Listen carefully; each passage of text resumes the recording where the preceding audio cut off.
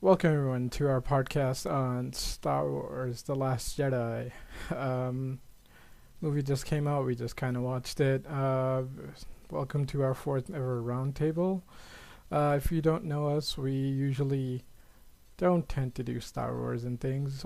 We usually do Tokusatsu stuff. So, um, Kamen Rider and Super Sentai podcasts usually Wednesday and Tuesday and Wednesday at 6 p.m. Pacific time on this channel, but every once in a while we do tend to do fancy stuff like this. Uh, but hopefully, you enjoy our slight intelligence and off beaten track podcasts, and hopefully you enjoy. And with that, Slider, take us away. So it started with a crawl, as every proper Star Wars movie ought to. And we'll just go there and say I have issues with Rogue One, and we're dropping that there. But we have the crawl saying the Resistance base had been found, and the First Order was bombing it, and that was pretty much the gist of the opening crawl. We then go into the first sequence, which is a space battle with the Resistance and the First Order and a Dreadnought, which is a giant space battleship, which we first got the first taste of this movie, and it's comedy.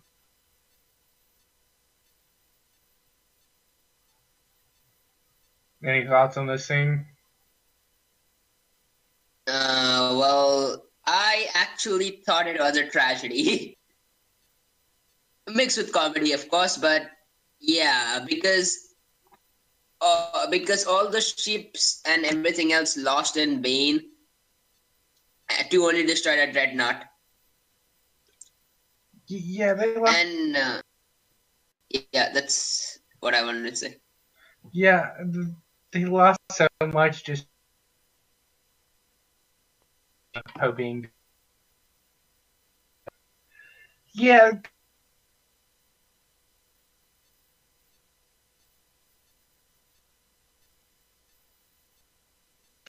Pretty much right away. Well, a theme of failure.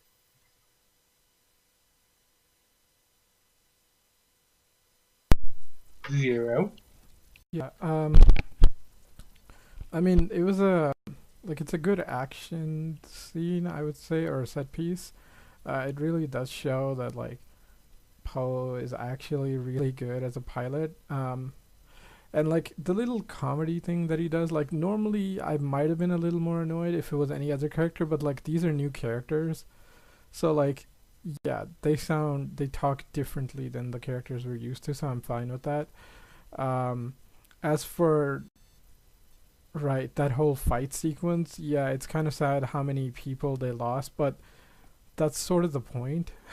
I mean, it sets up Poe's whole character arc, and it just shows how desperate the resistance is at this point, because it took basically their entire remaining fleet to take out one super ship, right?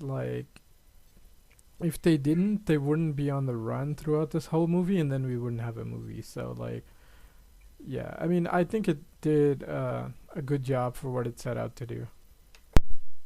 I forgot how much I liked BB-8. Yeah, BB-8 was pretty awesome in this movie. What did you think of him, Drago? I didn't like BB-8 at all. It's my least favorite droid. Aww. But yeah, we continue on to. Do we go to Luke after that? Or do we go back to the ship? I mean, we don't have to do it in order, because after a while, in the middle, it's just gonna start cutting between 2-3 different scenes, and it's it doesn't help anything. So let's just go by sequence to sequence. That was the intro fight sequence. You can take us to the next sequence. Then I guess we'll go next to, I guess, just kind of continuing that. They warp out of hyper. Well, Finn wakes up while they're traveling, so we don't have a movie without him. And they get out of hyperspace, and the First Order is right there behind them, because apparently they have tracking capabilities through hyperspace. At which point Finn gets scared and runs.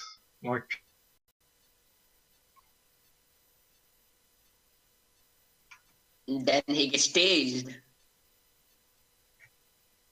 He gets tased, which I thought was kind of funny. Yeah, I mean, technically he didn't run. He was going to warn Rey.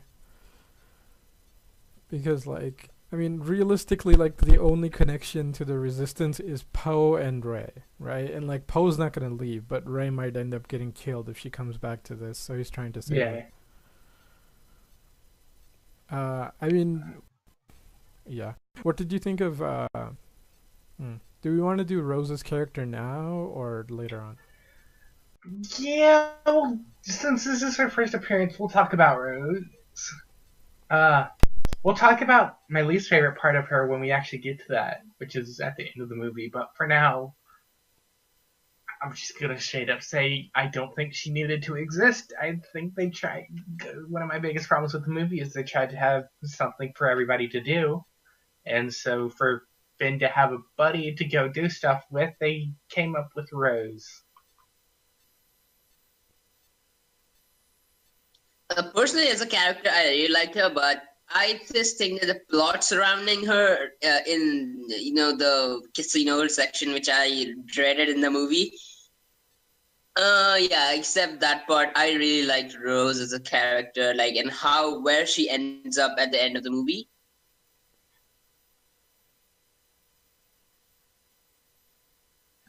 I don't like that she exists, if that makes sense at all. I mean, like, I don't hate her or anything. And, like, yeah, I think the biggest problem is, like, okay, they created an interesting character because, like, the new Star Wars thing, it's more about, like, different people and, like, the whole Resistance doing something. I mean, like, that's what I kind of liked it sort of about Rogue One. Was like, yeah, it's not about just random superpowered people. It's like everybody playing their little part. I mean, that movie is a whole different thing, so let's not get off topic onto that. But like, I don't mind her existing, and like, she's an okay enough character. It's just like that subplot was like it's the one thing that kind of really drags on in the movie. It's like that subplot needed to be like straightened out, or like maybe like the casino stuff maybe it needed to get cut down a little bit to maybe like half as long. It would have worked better, but like she serves a lot better. Yeah, I mean, like, she serves like a really key part, well, not a key part, but like an important enough part, because like she helps Finn. She understands him because she's like a tech person. Also, she's also like she fills a lot of roles because you also see like right somebody grieving from the Resistance, because you normally don't see that in the old movies because it's like the heroes, and the heroes don't usually lose.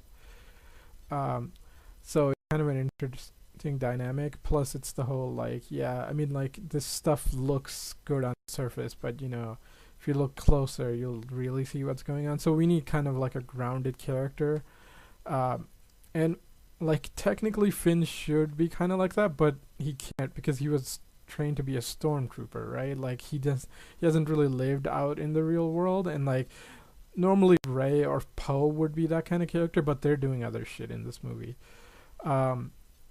Plus, she kind of inspires, like, it just shows how like people get inspired to join the Resistance, which is like one person from the Resistance does something good for them, and like that slowly influences the next generation and stuff like that. So like she had an important part in the movie. Like her subplot could have been better though. So at this point, I'm gonna jump over to our second story arc going on. Let's go quick detour actually to the First Order. Snoke, Hux failed Snoke's there. Yeah, what happened?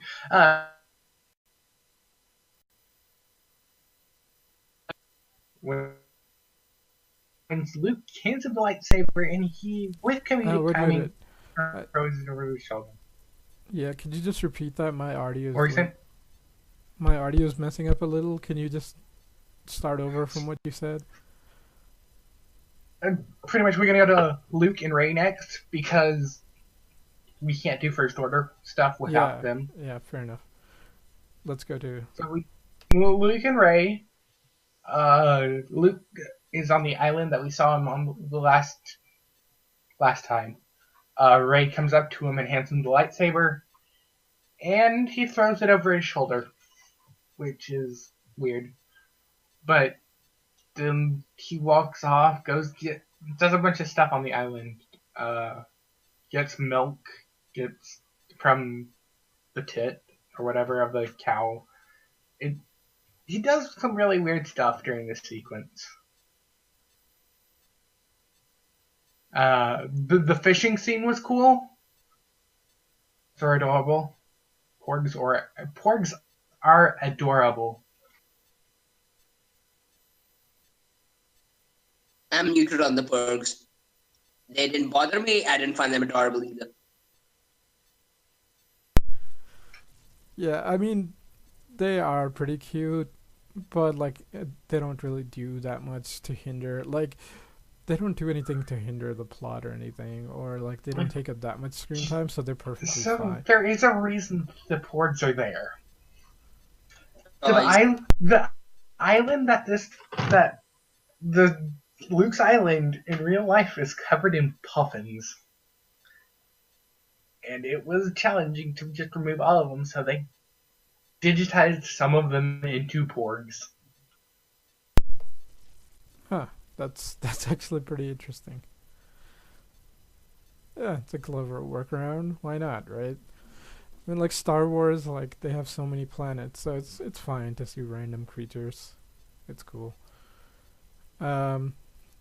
As for Luke, like just tossing the lightsaber, like yeah, it makes sense. Like he fucking walked away 20 years ago. He's not ready to go back.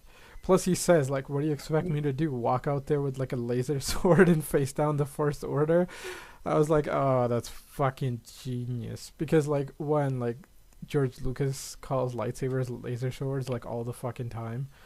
But also like it's kind of just like, yeah, why would like calling them lightsabers would show respect to the weapon, and Luke is all about like playing down like the Jedi and the lightsabers and all this shit because he's just had it. You know, it's like I tried to do this shit, it didn't work. Like piss off.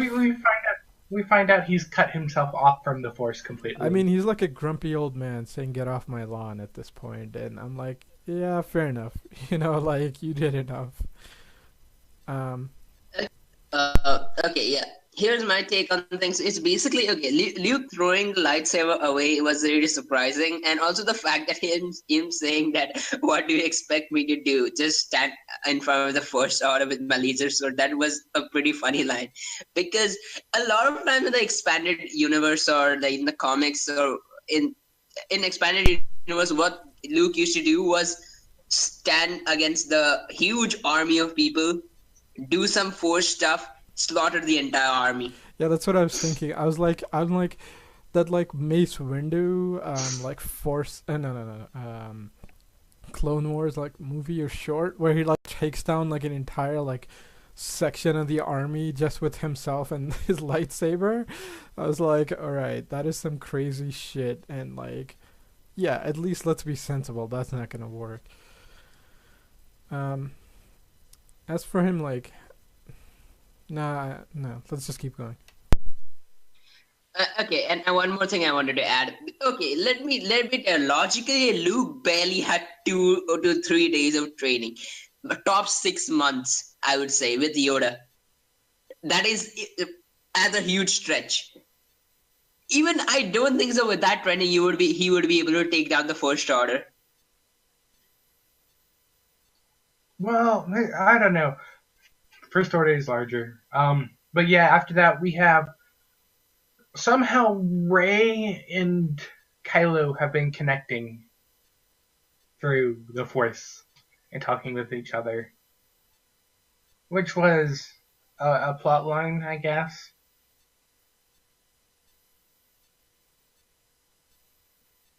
Well, personally, uh, what I felt about this connection was I don't care about how it happened, why it happened, but the reason I really like this is because it brought down Kylo Ren to the it humanized Kylo Ren a bit more than the previous movie. It made and he became a better character, and it also played on the part that Rey stopped being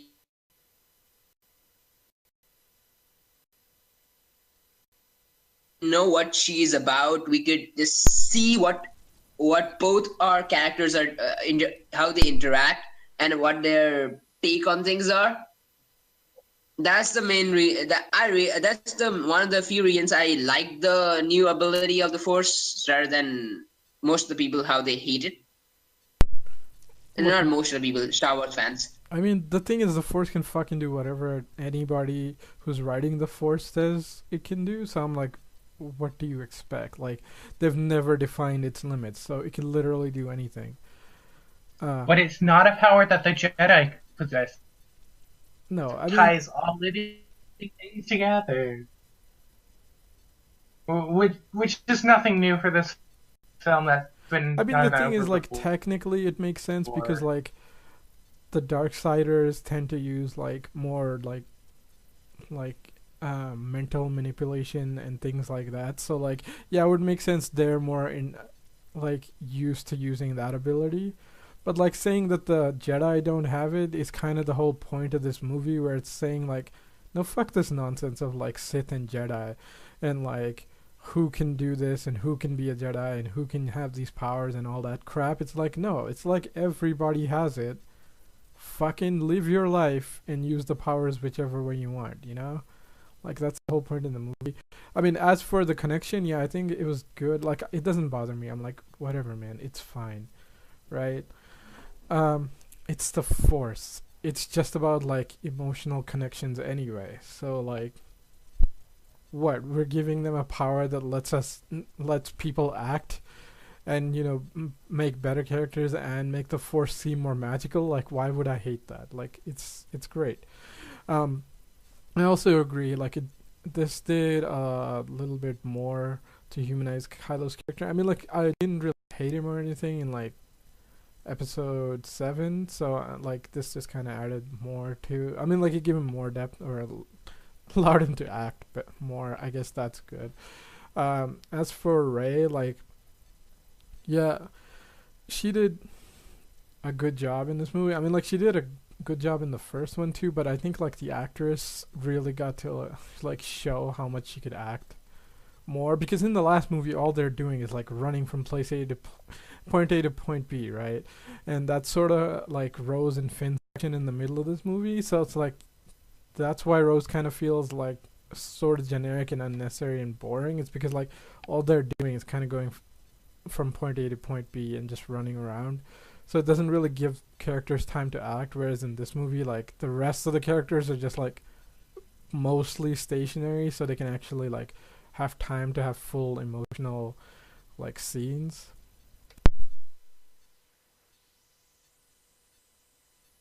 So yeah, speaking of Kylo, the First Order's doing stuff with the tracking of the Resistance. Snoke's here, and he's not actually a giant. Like some theories said he would be. Well, we didn't know if he was a giant because he was just a hologram in Force Awakens. But he's not. He's just he's a guy who's weirdly powerful with the Force. Kylo is there being Kylo. Being Snoke says something to him. You uh, the fact of killing Han Solo for his soul in twain, and he wanted to be the next Darth Vader, but he's not going to be. And Kylo smashes his helmet. Well, I mean, the thing is, like, Snoke says, like, take that mask off and take that ridiculous thing off. You're just a kid pretending to be Darth Vader. So he just like takes it off and like smashes it, because it's true. He's just pretending to be Darth Vader. All he's doing is like trying to take on his persona, pretty much. You know, like not actually being the person. Because the thing is, like he doesn't fucking know what Darth Vader is. Nobody's really gonna talk about the guy, right? Like what? It's not like the Resistance is gonna talk well about him. It's not like Leia and Luke are gonna be like all warm and tell good stories because they don't fucking know, right? And they don't really know about Anakin. So like anything he knows about Darth Vader is just like the legend of Vader, and that's what he's trying to live up to.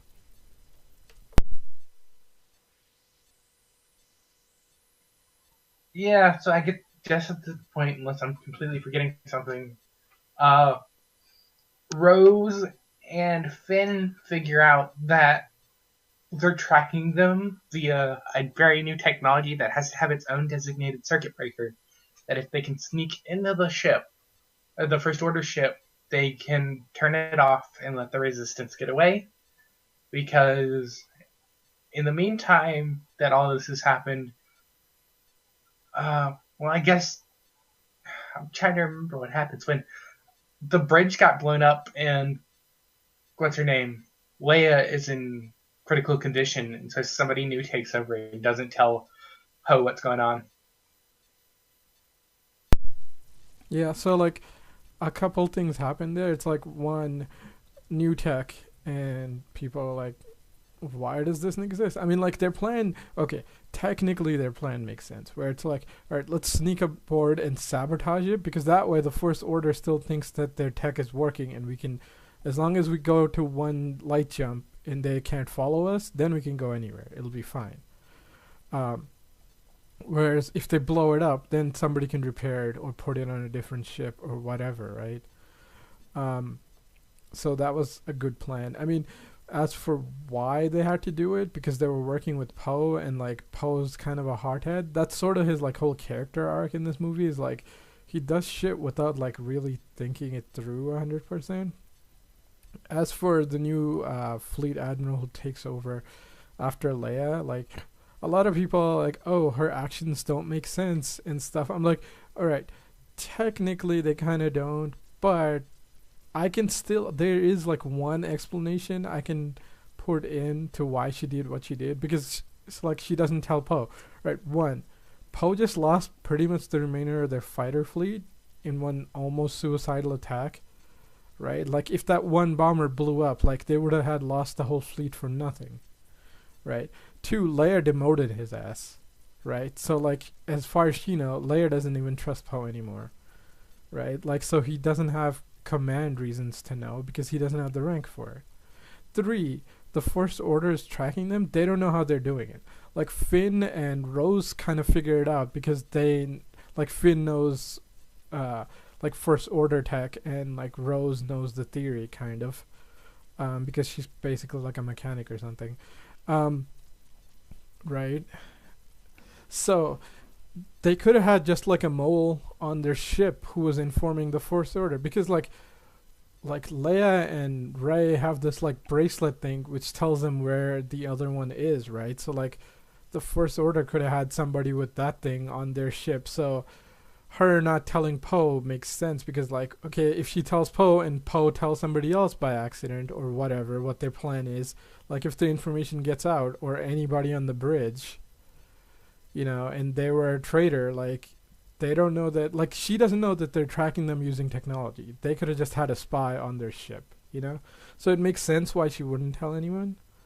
I mean, that's my theory anyway. What do you guys think? To be honest, that is a logical conclusion of what you were making, and also the fact that she has the command right now, and Poe doesn't, and she couldn't trust Poe either, and yeah, they don't know what's tracking. Then there are a lot of variables and stuff to actually think about. So because just because like you are the commander and you stay silent doesn't mean that.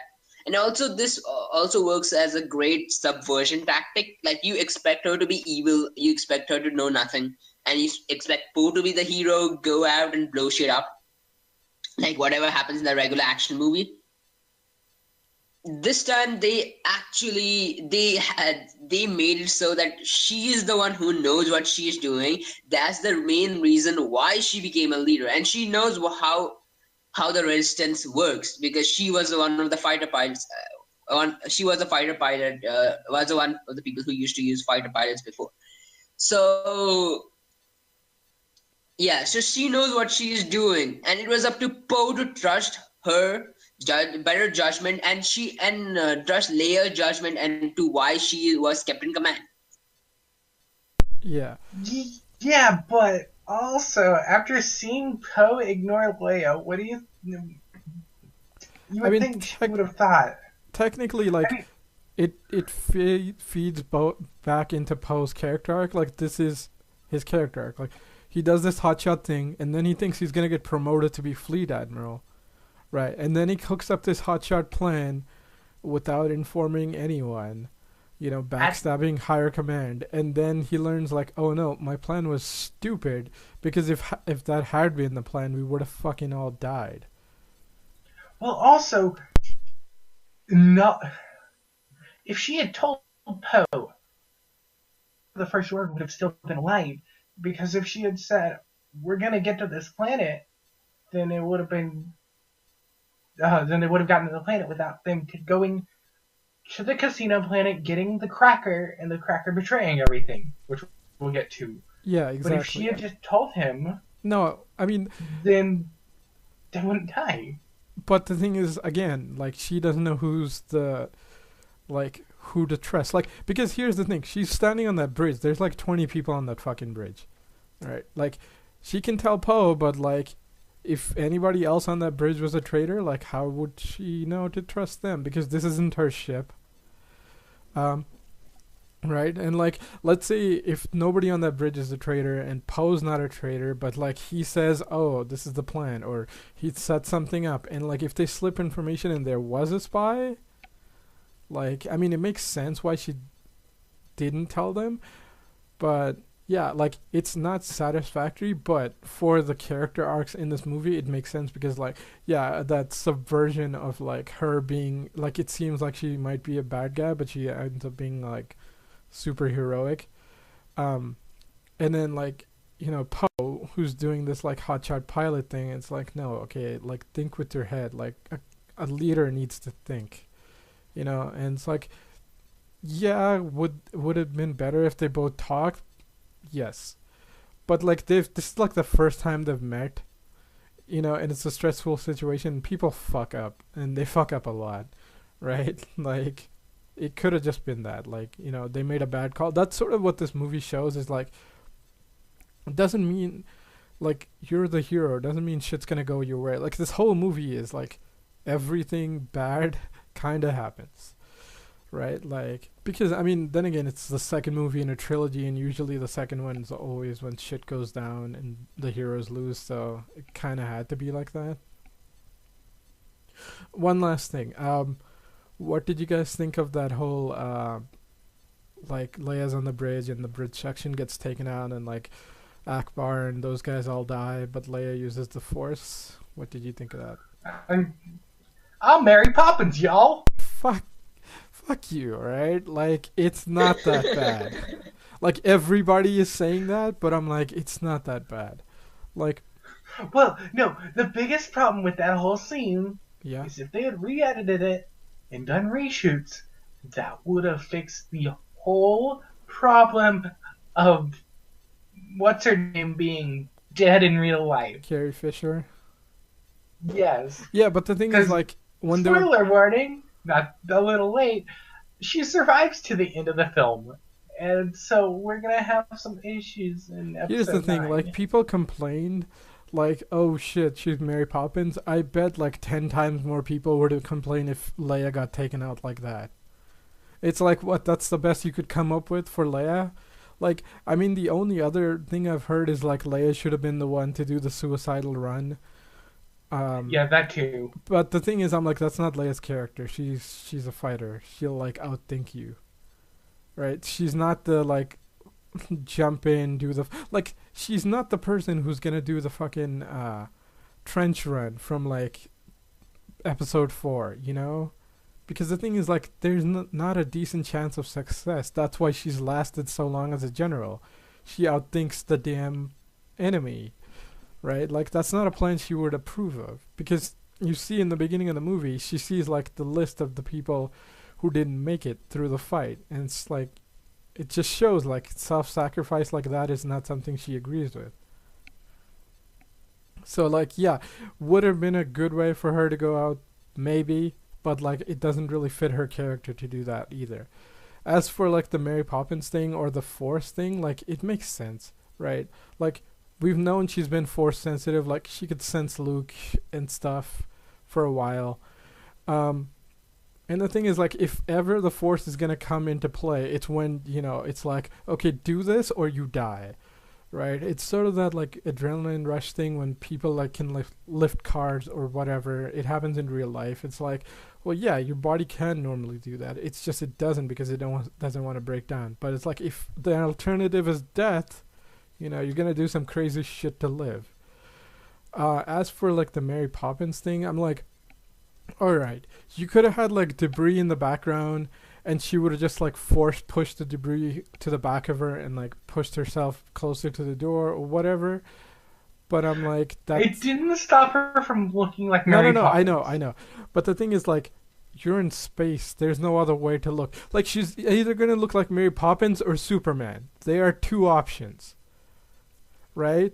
Like, I'm pretty She's sure. funny looking. I'm pretty sure people would have been doing the whole Superman shit comparisons too if they had gone that route. Because the thing is, like, the way I describe with the debris, yeah, that would look a little more dynamic. It wouldn't look this terrible. But the problem is that's like an active Force user. Like somebody who uses the Force thinks about how they're going to use the Force. Not in a situation where it's like, all right, I'm away from the ship. I have to get close to the ship. Force, use the Force to do that. How am I going to do that? Just pull myself closer to the ship. It's just pure instinct at that point. Yeah, does it look weird? Sure. I never said I had a problem with it. I mean, go ahead. Like, tell me how you would have done it. I never had a problem with it. She just looks like Mary Poppins. I'm fine with her surviving. It does create plot problems, but I'm fine with her surviving. Well, okay. I went to watch the movie with my friend. My friend had a problem with the entire thing in this movie. He was always screaming on the screen. That's not how space works. Well, no, but what has space it's a ever little worked? late for Star I Wars. know. I know. Okay, basically, he also has seen all the Star Wars movies, but that's what he always screams whenever we watch Star Wars. Okay, like, I'm gonna list you a couple basic shit of why Star Wars cannot work as a space opera. 1, sound. 2, you see lasers. 3, the bomb doors open and the bombs fall down like there's gravity. 2, I was watching another review. Yeah, they made a comment about that specifically. Right. The fighters bank like they're in air. That does not happen. Ships do not have fucking infinite momentum. They just slow down like they're on the ocean. Like, there's a million things where Star Wars does not function like space. But then again, it's science fantasy. So who the fuck cares? Like, just go with it. Yeah. I know, but there's no. That's what he was screaming. He was just saying to me all the time, and it was kind of funny though. But when we watch Power Rangers, you can breathe on the moon. So this was Yeah, this fair was enough. okay. So yeah, I mean, it could be worse. It could be Star Trek, the second movie. Goddamn. For the JJ. Okay, Into Darkness is fucking terrible. Like, all right, there's this volcano exploding. Yes, let me use cold fusion to stop it. I'm like, what? That is not what cold fusion means. Cold fusion means it does not need reactor like activation materials that's like super hard to get the fusion system going. That's all it means. It doesn't mean you have a fucking cryo engine which you peel off and it just freezes the area. That's so dumb. So dumb. Yeah. I guess we'll go over to the casino planet, where Rose doesn't like it because they have orphans enslaved. They search for the guy with the lapel. They find him before they get kicked out of the casino. Just a whole bunch of stuff happens here, and I don't think any of this really needed to happen with Rose and whatever. Uh, the creature who was putting the coins into BB-8 was apparently voiced by Mark Hamill. That's awesome. I mean, Luke voicing. Okay, I didn't think of that. That's pretty cool. Um, Well, he's a veteran voice actor. He's the yeah, yeah. Joker. Many That's what I people's was favorite thinking. Joker. He's pretty Yeah, awesome. and so just little neat stuff. I mean, the This thing. whole sequence could have been shortened a lot more if they had gotten to the planet, thrown directly into jail, and found what's his face immediately I mean, that instead would of have been a having. little. That would have been a little too contrived too. But like, we could have just had It that was already guy. a 2.5. Mention, we got a cameo that I didn't really like in Okay. this movie, the Maz cameo. Oh, Maz Kanata Maz, go to from. the casino. Yeah, go to the casino planet. Blah. It's like, you didn't need to be in this movie, Maz. Yeah, it's true. But like, how would they know? I mean, I guess they could have just figured out some other way of going there. I agree. When I first saw that, I'm like, oh, they're gonna do the like pseudo James Bond thing. That would have been fun. But then they took it into a completely different direction. It's like it wasn't terrible, but it was really parroted. Like, I think that's its biggest fault. It's like it needed to be like redone or like just edited down. What did you think of this, Drago? I really didn't like the sequence because of how long it was, and it basically accomplished nothing, in my opinion. With how long it was, I wouldn't have mind if they just cut down the scene. Yeah, it would just be a bit contrived, but when has Star Wars not been contrived, except in this movie? I agree. I think they just needed something for Rose to do. Um, but this was not the best way to doing it. Like, I think the best part was them just like she's saying like, okay, it doesn't matter if we fail, like as long as we help people and like she helps them and like inspires the kid at the end and I'm like, alright, that's cool. You could have had that part, but like yeah, they should have done something else. Go ahead.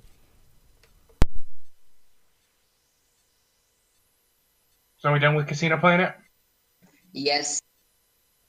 I guess we have to go back to Luke and Rey and the training, where Luke gets scared of her because she goes directly to the dark side when reaching out to sense the Force. We learn about the fact that Luke almost killed Ben, and then he regretted it, but Kylo woke up, and that's when everything really went bad for them. And then Rey does some weird thing with the dark side. I don't even know what that sequence was. She reaches out with the Force.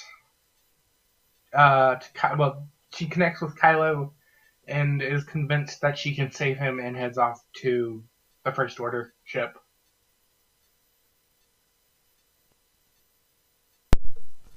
Okay.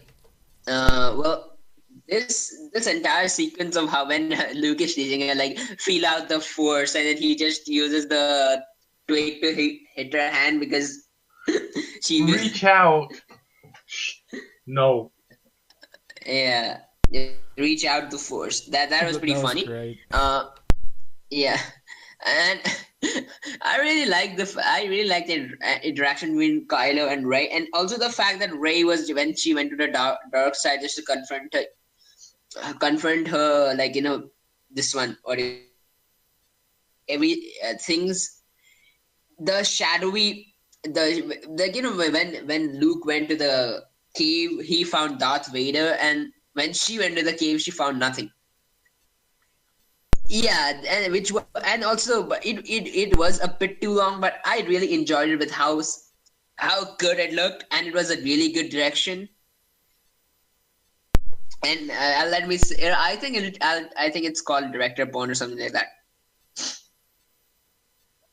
The cinematography and everything was pretty on point. Yeah, it was pretty great. I do like the one thing I do like in this movie is like Luke is a sarcastic fuck, and it's like yeah he's a little bit in the like first trilogy, but you kind of forget how much of a smartass he was, and like in this movie because he does not give one fuck, like it's all on display and it's fucking great. Um, as for like what they saw, it's like yeah, like Yoda says, go into that tree or whatever. It's like, what are you gonna? It's like only what you bring with you. So it's like Luke saw like his fear and stuff, whereas Rey is looking for answers, right? Like she has this power now. Maybe I can use this to finally get some fucking answers. Like, and then the one thing she really wants to know is like, who the fuck are my parents, right? And then because basically this is the dark side, it just tells her straight up the answer, right? Which is like you already know. So it's trying to piss her off because that's how the dark side gets its power. It's like it's blunt to a point. It doesn't sugarcoat shit. It just tells you the world is a shitty, fucked up place. Be angry and fight it. And so the thing is like Kylo, like it's easy to for maybe a little easier for Kylo to be. I mean, like us watching the movie, it's hard, sort of hard to like see. It's like, oh, Kylo, he's such an asshole, right? But the thing is, like, here's the thing: you can't really compare because you're an outsider. Kylo Ren was, or not Kylo, Ben Solo was fucking born into the Resistance. He didn't have a choice. He was born into this thing. Like from the day he was born, people have been trying to fucking kill him or use him. And like he's seen like the sugar coated, oh, the Resistance are the good guys. Like you watch Rogue One, like no, they're not, right? Like they're slightly less terrible than the First Order, and so like it kind of wears him down. And like Smoke messing with him obviously added to that, so he went more dark side. Plus his uncle tried to No, fucking, plus his uncle tried to murder him. So I think that was like the final straw. Whereas Rey, it's like she saw the truth and didn't piss her off. It just like showed that like yeah, this is my reality now. Like she didn't succumb to it because basically the dark side kind of feeds off like your anger and stuff, and like she didn't get angry. She just felt empty because like this wasn't the answer she wanted. Like the light side didn't give her anything good, dark side didn't give her anything good, so she just has to do what she wants. Yeah, go ahead, Drago. Okay. Well, what my take on things is like basically people just my friend, not my friend on the internet, just complained that they did a character assassination of Luke when he went to kill Ben Solo. Uh, but I disagree with that. The main reason why is because one thing, because what his argument was is that Luke tried to save Darth Vader from the dark side, and he couldn't even save Ben Solo. He wouldn't do that. That's what he says. Well, the whole point is like my he didn't go yeah to my yeah, go ahead, go ahead. okay. My point is that one, he didn't go to kill him, and two, he's old, he's jaded, and he's older, he's more jaded, and he has seen more bad side of everything. Like when you're younger, when you're younger, you feel like the universe is hunky dory and whatever.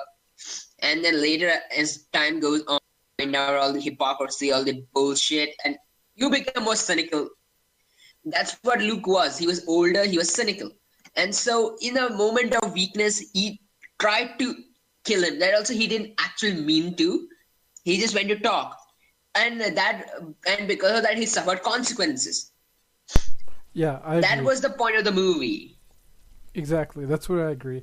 It's like you have to remember, like when he saved Vader and stuff, is like mostly Vader saved himself. Two, it's like you have to remember there were three people in that goddamn room when he could have killed Vader. It's like Vader, him, and the Emperor. And the thing was like he didn't so much as save Vader. He just said like "fuck you, Emperor. I'm not doing what you're saying." right? So he was already a little bit dark side. Like we forget that, but he was. Like Luke is a little bit dark side because he's not a normally trained Jedi. So yeah, him having that one moment of weakness is fine because it's like he catches himself. It's like, oh shit, what the fuck am I doing? Right? And like that's the whole point of Yoda's trying to make. It's like, yeah, right? Like the old ways of the Jedi are stupid, right? Like nobody's pure, nobody has this like non-commitment, like nobody can be the ideal Jedi because that's nonsense. It doesn't exist. Right? Fucking Yoda can't be that. Like what chance does Luke and these guys have? He says like teach them your successes and your failures because failure is the better teacher. And so that's what Luke didn't understand.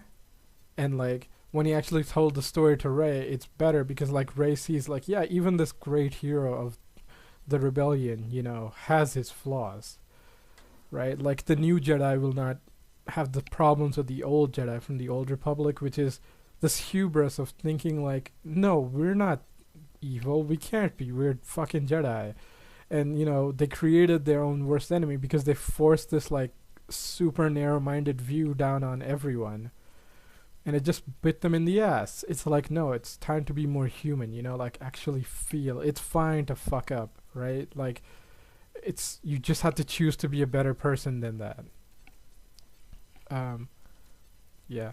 Like Slider, do you have anything on this? Not really.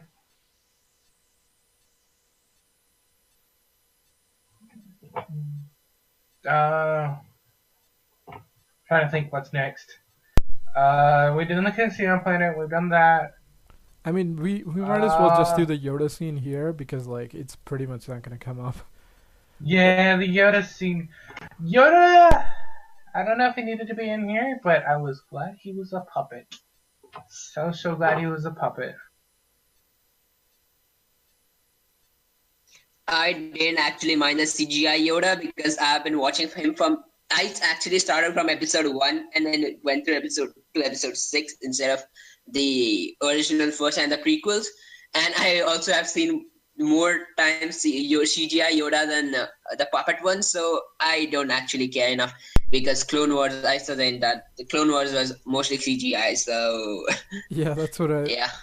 Like the puppet, it exists. Like I didn't really care, but I mean, at least they tried to match it up to the last time we see Yoda, like in the timeline wise, which is like puppet Yoda. So that was nice.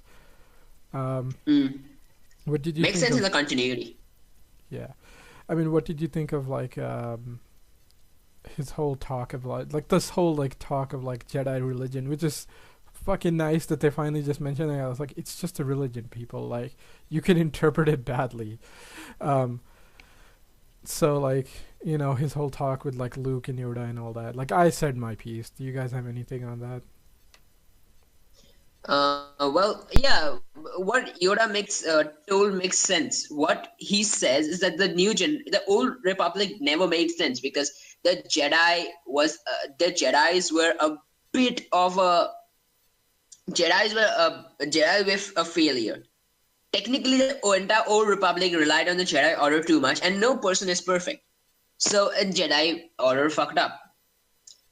That's also one of the reasons why the Empire took over the entire, almost the entire galaxy. So, and also the fact that if it wasn't that after Luke killed the Emperor and Vader that just the Empire just went away. They were still there after everybody got beaten. Then from the ashes of that, the First Order was born. Yeah, so basically, and then the First Order is a new threat. It is not the same because the Empire, like how Empire was a new threat to them, and because of the lasting peace, the First Order is the same thing. And the First Order uses a different tactic. They are a bit different, a different kind of problem. That's why the new generation needed to find their own way and not the Jedi way. Which is what the message that Yoda said, which I like. And is basically telling us that we need to learn from the past and then move on after. And this is also the first time that we have seen that the villains aren't exactly 100% bad per se. I mean, after. Okay, well, I'll tell later because that scene is coming. So I guess the next thing to talk about would be the confrontation in the throne room, where Rey confronts Ben and Snoke, and a bunch of stuff happens here. Uh, ben, words. Rin kills Snoke after Snoke tries to make Rey kill. Well, Snoke gets the information of where Luke is. Uh, Rey gets the information. I'm sorry, I'm trying to think what happens. Uh, Rin kills Snoke. That's a thing. And then Rin tries to convince Rey to join create a new world order with him after killing all the Snoke's guards. And then they break they break Luke's lightsaber.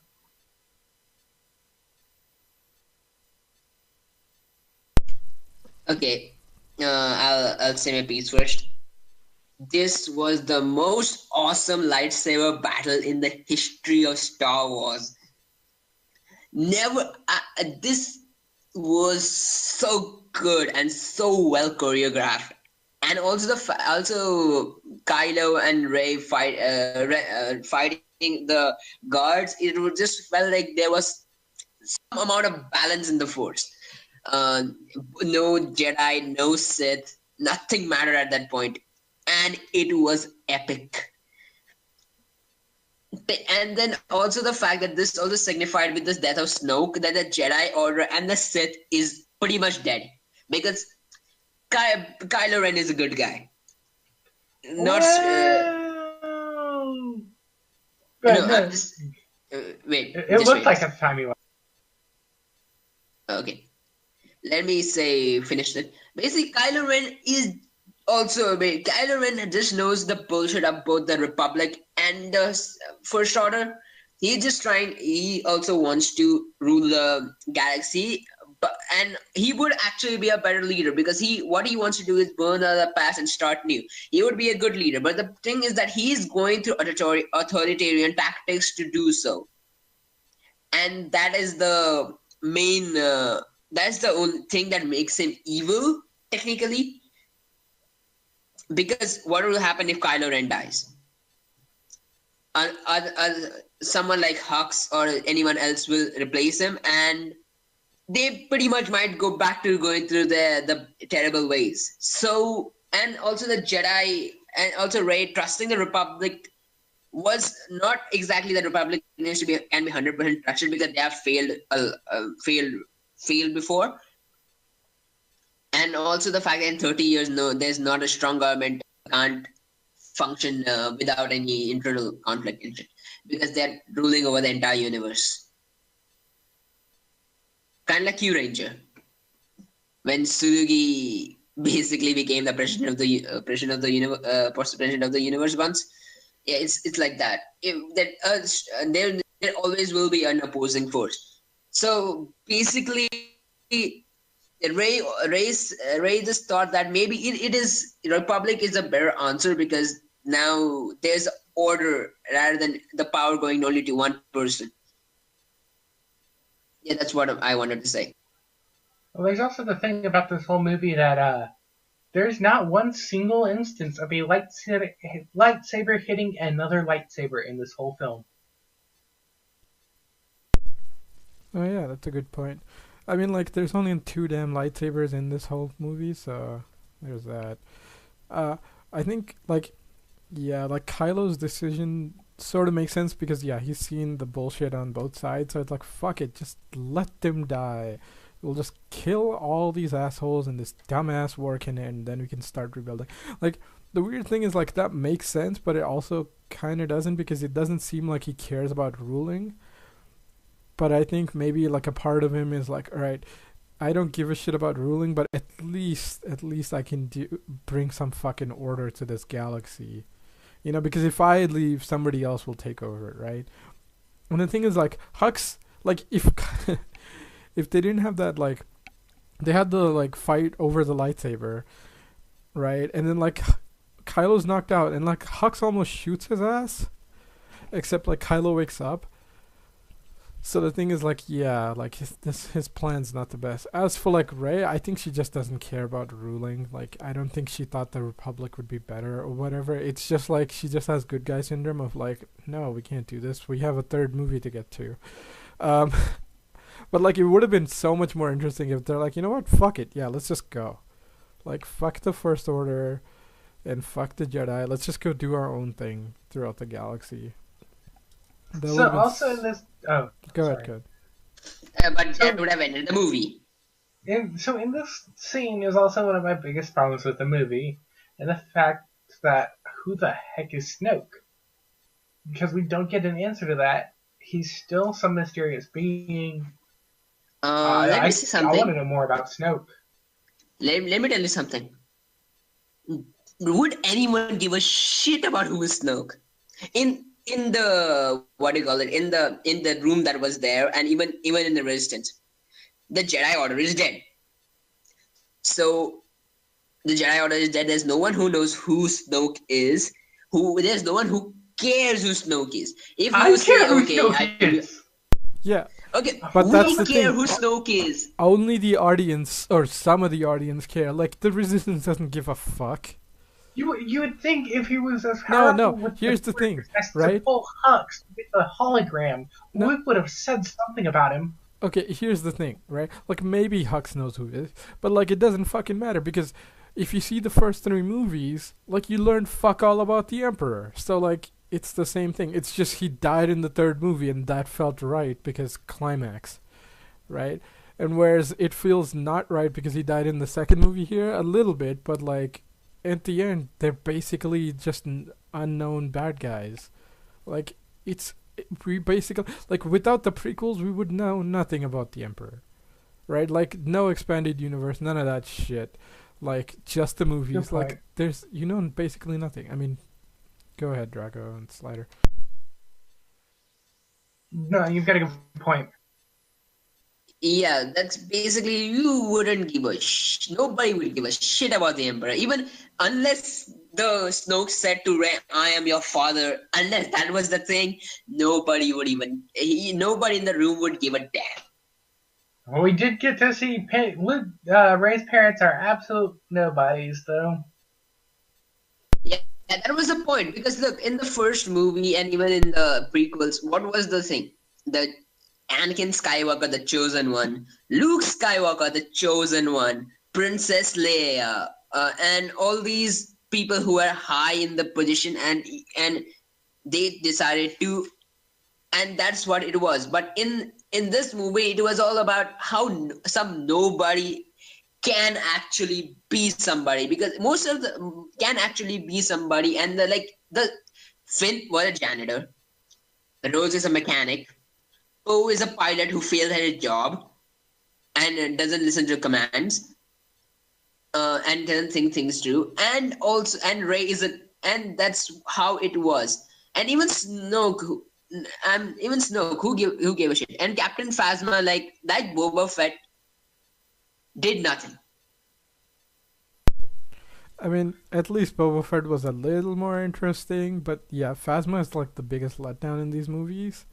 But yeah, I agree. It's like, all right, Rey's parents are nothing. It's like, yeah, it's fine. It's not about these fucking important people. And like, people are pissed. It's like, oh, how the fuck is Rey so important? I'm like, it's not about your fucking bloodline. That's not how the Force works.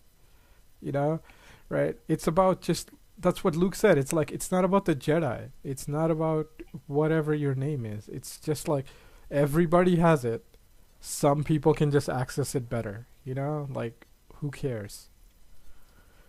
Right. Yeah, and also the fact that in a lot of expanded universe or whatever, the extra good thing that Disney killed, and I don't say it's a good thing because a lot of fans were attached to it, but yeah, it always was Skywalker Solo. Like everybody's either a Skywalker or a Solo. Or Kenobi. Or a Kenobi, yeah. Yeah. right? Like, it was always these three important people. Like, these three are important. Anybody else who is a Force user are basically like basically not important at all. This is kind of saying fuck that. Anybody can be a Force user. You don't have to have a special bloodline. You don't have to have a special connection to the Force, or like you don't have to be you know you don't have to be somebody to use the Force. Which is what this which the mysticism that was brought back to the Force is which is what I like in these movies.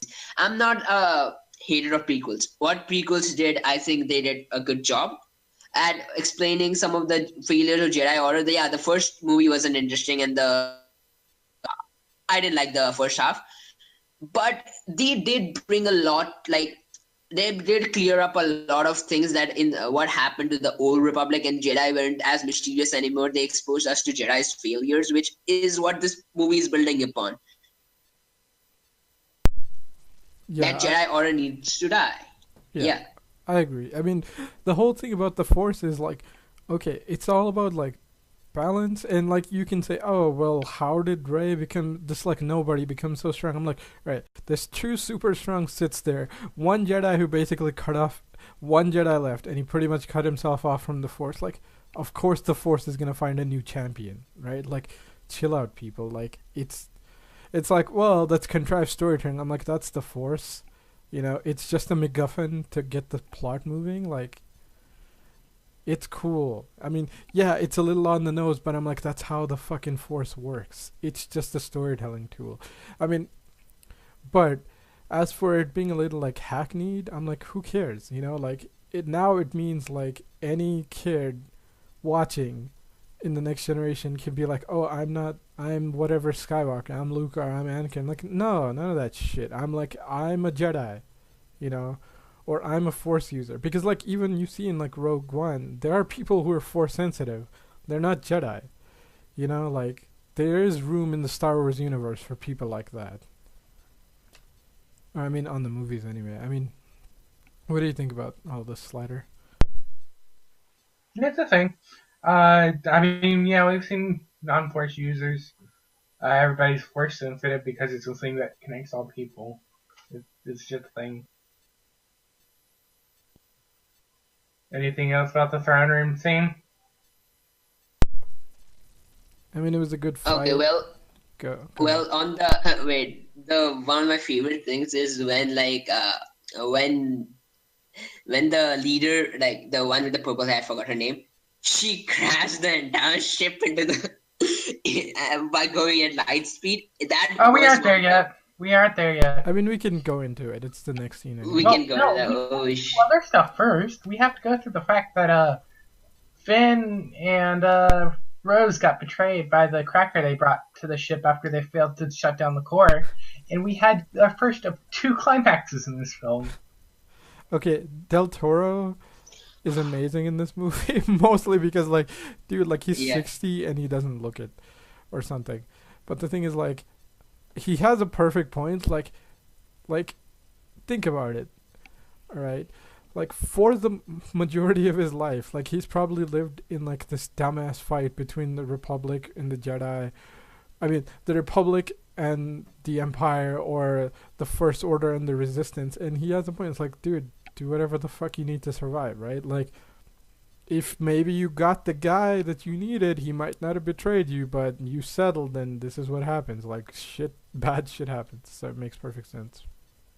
Go ahead. So yeah, that was the thing. They fought. Phasma's dead for sure this time. She's not dead, man. Like, come on. She fell into a pit of fire. She's dead. She is not dead. She's gonna show up next movie. You fucking know it. Like, as long as there's no body, it's just, like, come on. At this point, falling into fire or falling from anywhere is the equivalent of, like, oh yeah, see you in the sequel. Go ahead, Drago. Okay. Wait, even Boba Fett didn't die when he was swallowed by the thing. Yeah. yeah, in expanded universe and all the new stuff and shit. Like Boba Fett didn't die technically. He just came out. He shot. He went back in again. He came out. He went ring and died somehow. Otherwise, I'm just saying this because you're just in fire doesn't mean you're dead. We have how many characters we have seen who have quote unquote died and come back to life in movies. And next movie is gonna be done by J.J. Abrams. So I don't think that he's gonna you know do anything.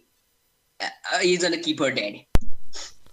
I mean, he has his final chance to make her do something because Phasma is all this like build up and nothing, right? Like that armor is cool, Like but the like how the previous movie was and this movie was nothing. yeah, I mean, like with how they build up Rey's parents, uh, Snoke, that's the thing of like J.J. Phasma. Abrams. He has this technique called like the mystery box. So it's like build up the mystery, and then either reveal it or don't. And so the thing is like, yeah, he did the first one. All these mysteries were built up, and this movie's like, no, that shit is stupid. So we're not gonna do any of that, and he just like tossed all that aside. So it's like, okay, you have like your third movie. You either pay off or just pretend like the shit you set up in the first movie really meant nothing. Uh, yeah. That's what I hope that JJ doesn't do the shit where ignore the second movie and then third movie raise some Kenobi or Snoke is this darts whatever. Maybe Snoke. Oh, she's the Emperor's daughter from like the from 4, 5, and 6. It's like, oh my god, like you Yeah, guys are really reaching. yeah. Now. I hope like they don't do that. I hope okay, yeah, because I hope that Disney doesn't do the shit where they listen to the quote unquote fans and then miss things that were set up and that were in this movie that were good and then ignore it. Yeah, because in Rotten, what happened in Rotten Tomatoes, right? They basically salty people set up bots and were bombarding the audience score with negative comments.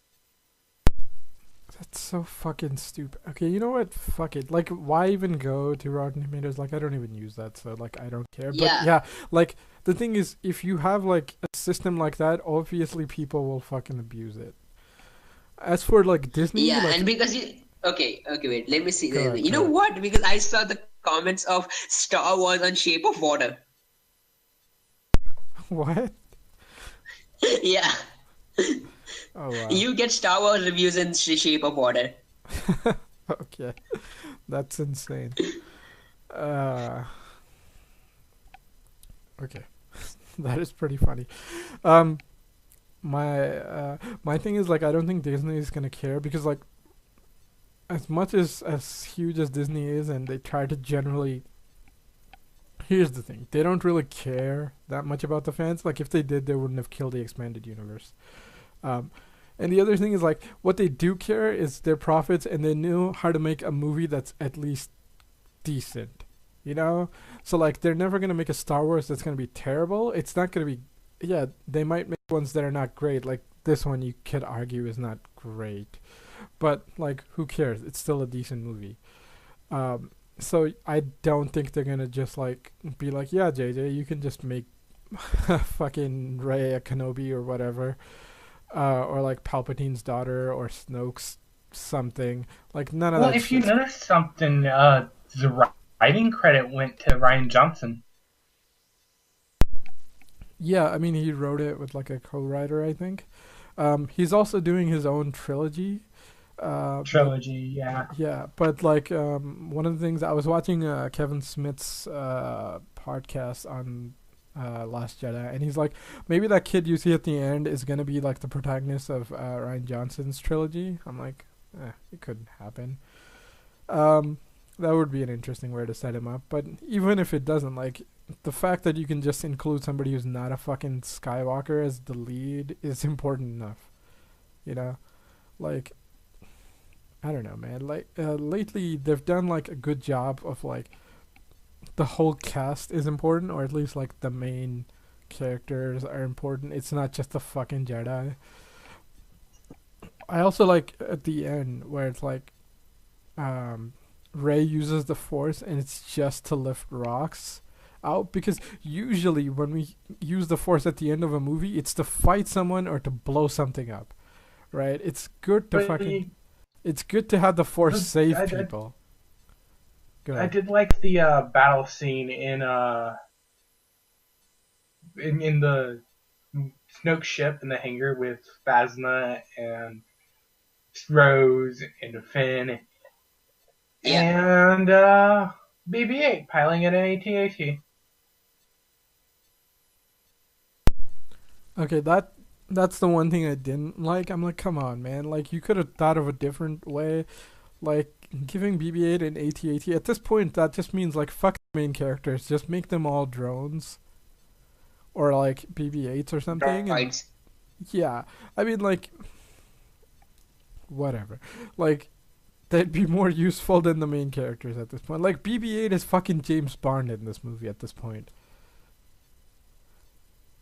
Like, throughout that whole casino thing, he did more to help than anybody else. Okay, this gave me some really bad idea. Like, I don't say this to Disney because they might just make a James Bond BB-8 movie with female droids and everything, and him romancing them. Oh my god. That sounds amazing. I mean, to be fair, Daniel Craig was in the last movie. There is a lot more of the hidden cameos in this one too. Really? Okay. I never knew that J. Joseph Gordon-Levitt was there. I just saw the credits and I'm like, Wait, when what? was Joseph Levitt? Yeah, I was just watching through the credits right in the theaters, and they said Joseph Gordon-Levitt, and I'm like, when was he there? There were also more people hidden in stormtrooper costumes again. Ah, that's what I fucking thought. I'm like, that's such bullshit. Like, there's no way you could Yeah. tell who. Edgar Wright was there as a resistance guy. Ah, that's so cool. It's so cool. I mean, like, I guess you can't have Simon Pegg because he's Scotty now. He's too recognizable, but that's awesome. But yeah, there was that. We got done with that after they got betrayed, and so they knew that they were sending out the tiny ships to try and get to the planet that they'd been heading towards the whole time. And so they started shooting at the tiny ships. Yeah, I mean, it And was then we kind of got to the sad. planet. Oh, sorry. I was just gonna say, like, it's Yeah, kind we of got- really sad. I'm like, holy shit! Like, those things really are defenseless. Well, like one shot and like 30 to 50 people just got fried. You know, that was kind of sad. Um, but that like kamikaze run that like the new admiral did, that shot was gorgeous. Like, probably one Yeah, of the it best really was. And just silence. I love the just silence there. Yeah, and that actually added a lot more to the scene. That with no music, right? You know, when like music adds things to the scene, which is generally bland sometimes. But this one, without the music, the thing looked powerful. Kind of like episode 14 of Build, where that henchman was just straight up silence in in the the rain. rain. Yeah. And all you could hear was the rain. Yeah. I mean, the thing is, like, here's the thing, that shot looked gorgeous, and then you could say, well, fucking space doesn't need to have sound. We can make it realistic. I'm like, no. Alright, that was a gorgeous shot, but you cannot make an entire movie like that. It would be super hard. Yeah. It would be boring. I mean, it wouldn't be that boring, but like you'd have to like really build the tension. Like, you would kind of have to do a Star Trek 2 thing where they're pretending like they're in goddamn submarines even though they're in space, which means they could be yelling all they want and nobody could hear them. But like the second Star Trek movie where like they're just pretending to kind of do the submarine style warfare in the nebula. I mean, I guess the nebula gas might transmit sound, but you would kind of have to do something like that where it's like super intense, but like that's not how Star Wars fight scenes go, so I don't think it would work. Like, you can do it without sound and stuff and make it gorgeous and intense, but like it wouldn't feel like Star Wars if you did that. Yeah. Now So I then think we we, should do the last scene. yeah, the planet, the whole planet, Luke's reunion with Leia, the base, so let's just start with the speeders and the skis and the Rose's sacrifice, which annoyed me to no end. Okay. I mean, Where she wait. so the Let's. new woman gets to be cool and sacrifice herself, but when Finn tries to do it, he gets knocked out of the way. No, I mean she tells. Okay, she didn't sacrifice herself. She just knocked his dumbass out of the way. And secondly, like she had a really good speech where she's like, "All right, we're never gonna win this war by fighting who we hate. We're gonna win it by protecting the ones we love." And so that's a really good sentiment because the thing is like, okay, let's say Finn blows up that thing, right? They might win today. They're down one more soldier. Let's say more people do that insane kamikaze tactic, which would cost them all their fighters and everything. But let's say you do that. You're not gonna kill everyone. You're just gonna piss off the people who died and their family members, and it's just gonna create this cycle of hate. Because the thing is, like, you don't win wars with victories. You win wars because people sue for peace. You know, and you can't do that if everybody's ready to fucking murder each other every time they get to the table. Yeah, and I would have been pissed if it was any other Star Wars movie if they did this, but this movie had the message of like not doing the bullshit that that every action you do, every death has a consequence.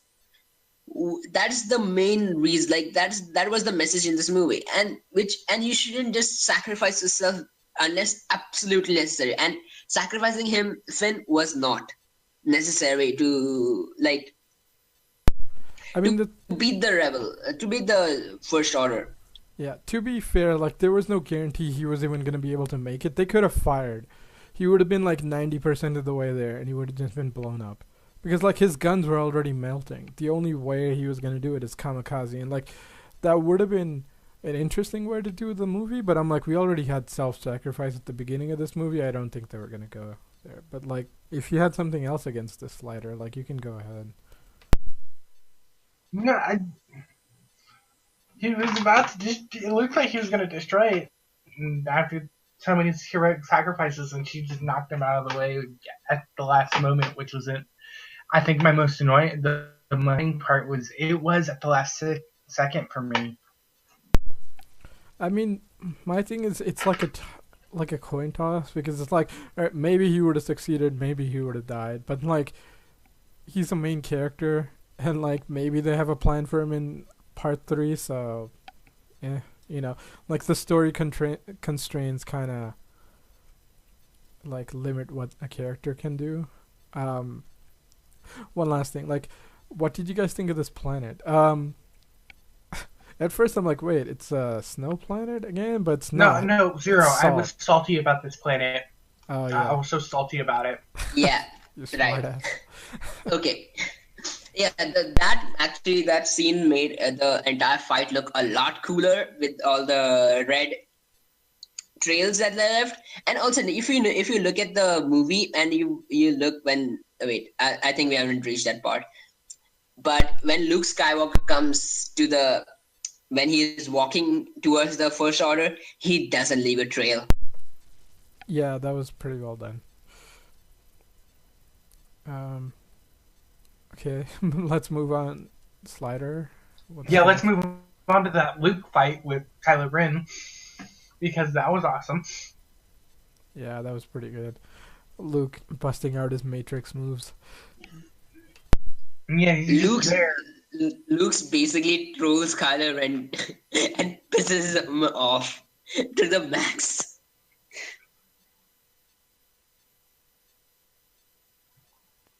And yeah, that was there were subtle. So we get to that end of that scene, and we do find out that Luke is still on his planet. He's just using the Force to do this, and there are subtle hints along that whole scene that show that he's not really there, which is a nice. I mean, the thing is, like, yeah, the footprints are a thing. The other thing is, like, he turns on his lightsaber and it's blue. That's the lightsaber that just got cracked in half, Yeah. right? So like he should have used the green one. I mean, like if he was really there. I think the blue ones to also give a hint that he's not actually there.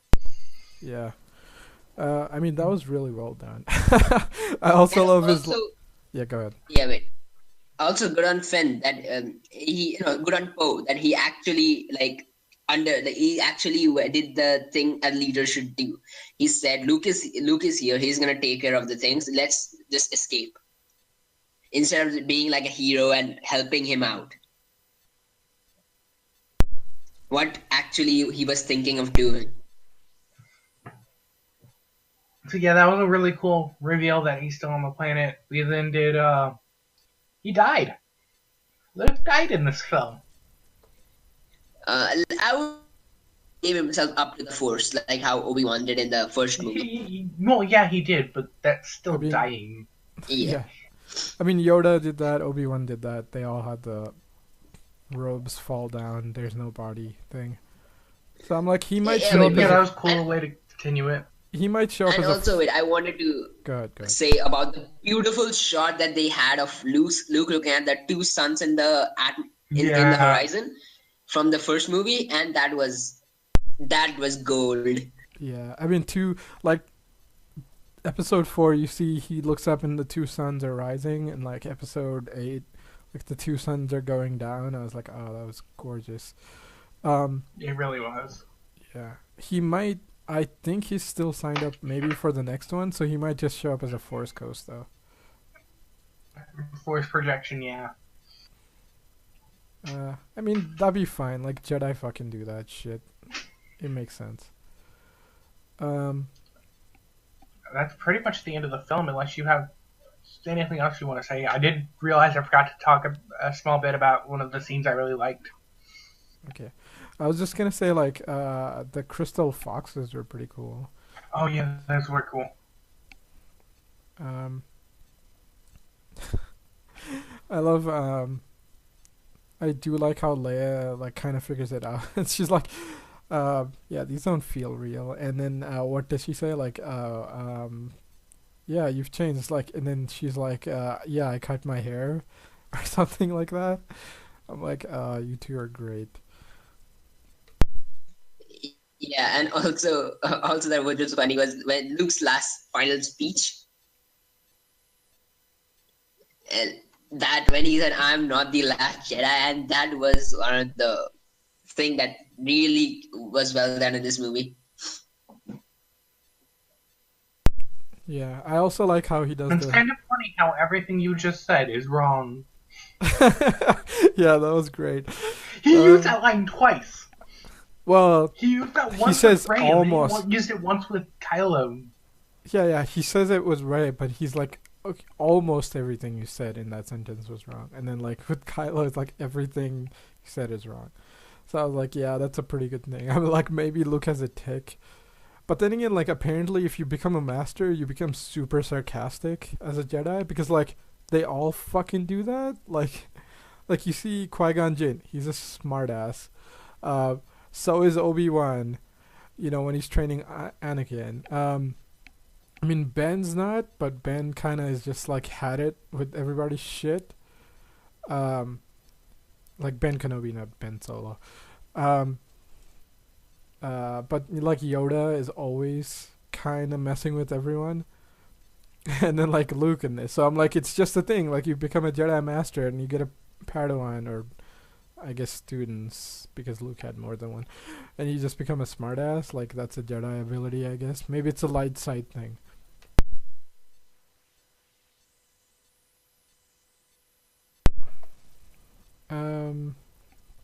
Yeah, and the only other thing is, like I said, it was cool that we used the damn Force to save people's life for once, like twice. Even like the stuff Luke does, it's just to buy them time, and then like Rey just lifts the rocks, and I'm like, okay, good.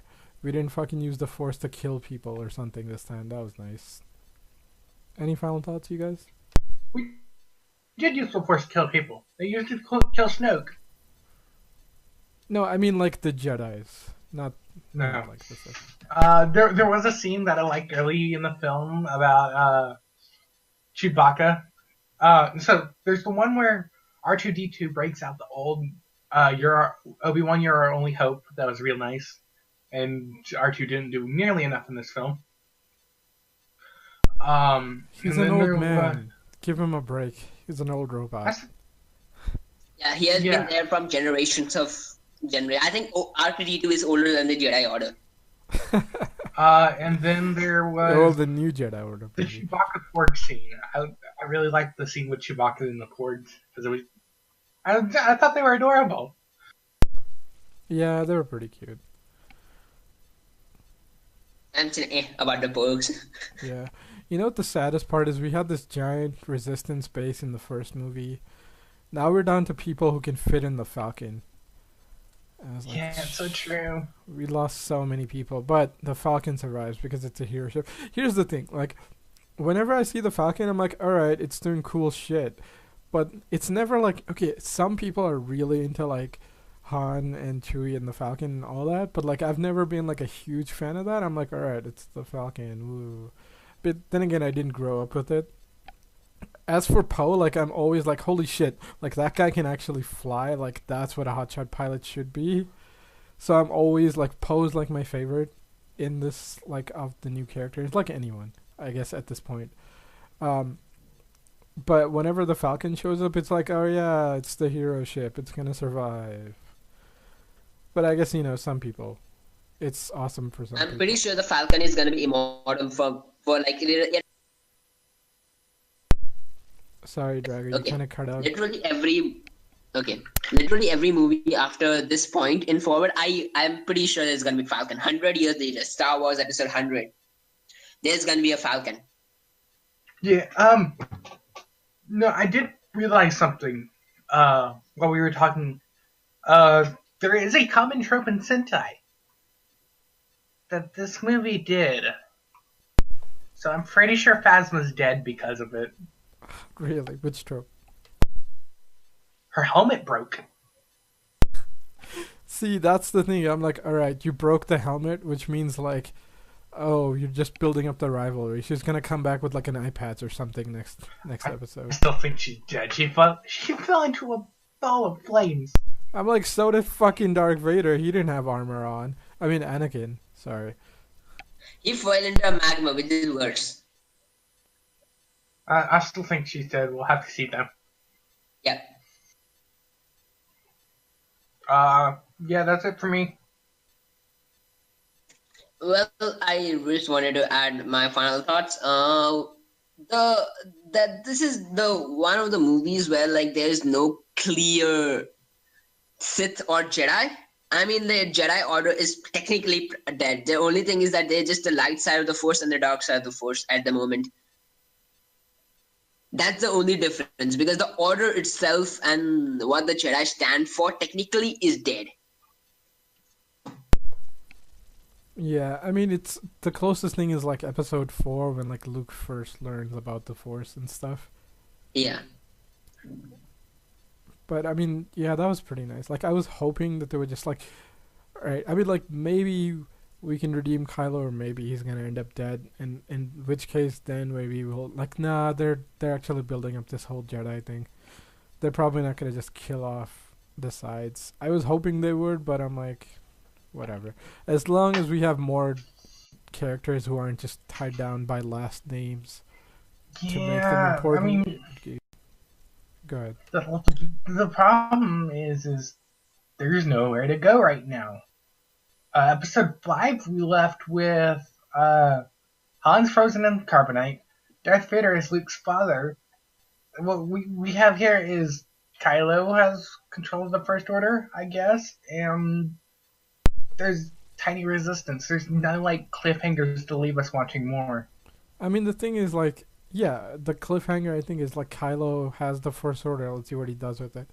It's most likely going to be like the Resistance is going to go and get more supporters, because the thing is, like, nobody came when they send out the signal. Doesn't mean there aren't any, but there isn't people. Yeah. Okay. Here, message of what this other Luke's. When Leia sent out a distress signal, nobody came because nobody had faith in the Resistance. They have faith in Luke Skywalker, the legend. So people will want to join the resistance. So just to live up to that legend, I mean, I the other thing I heard is like maybe that people do believe it's just guess what? Episode 7, like the First Order took out like an entire star system. Maybe they already sent you all the damn ships they had spare. So all the old ones that they had that couldn't make it in time, they didn't send. Yeah, go ahead. oh yeah, maybe that's that. Basically, but yeah, but as a last thing, like basically in the 30 years, what happened was the legend of Luke Skywalker kind of died. But and like even like this in this movie, like the thing about is that everybody that like Finn did a heroic thing in the with the Star Destroyer, and then they blew up the Star Destroyer, and Finn was hailed as a legend. And the disappointment when she was leaving on Rose's face said everything. Like Finn was hailed as a legend. Even Luke Skywalker, when he didn't show up for when the First Order came, he was also hailed as a legend. But to see like the disappointment in Rey that Luke Skywalker has given up was the thing.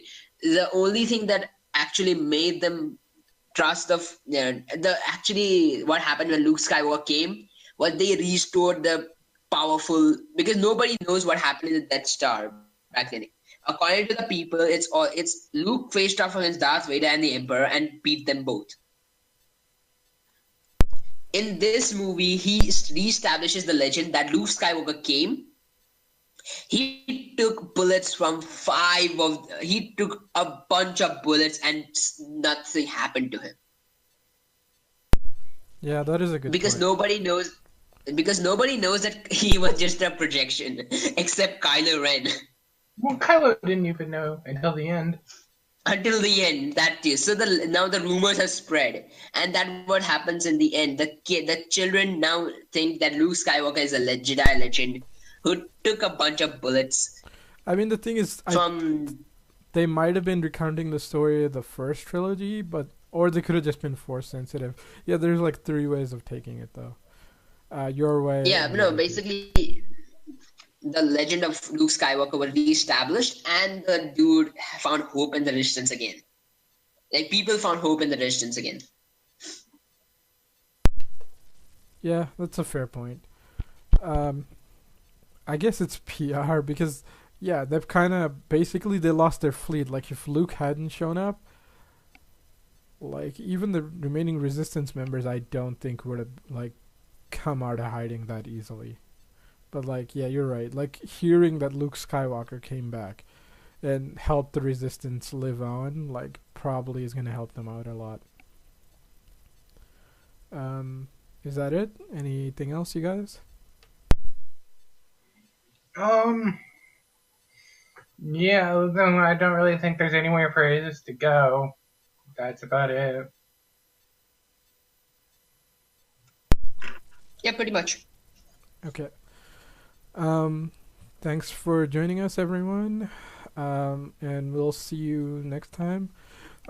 Tomorrow we have one more podcast coming up for a Q Ranger special episode of Stinger. That's going to be at 6 p.m. Pacific time. Join us if you have time, and if not, we'll catch you next week. Or we do a weekly show of Sentai and Rider.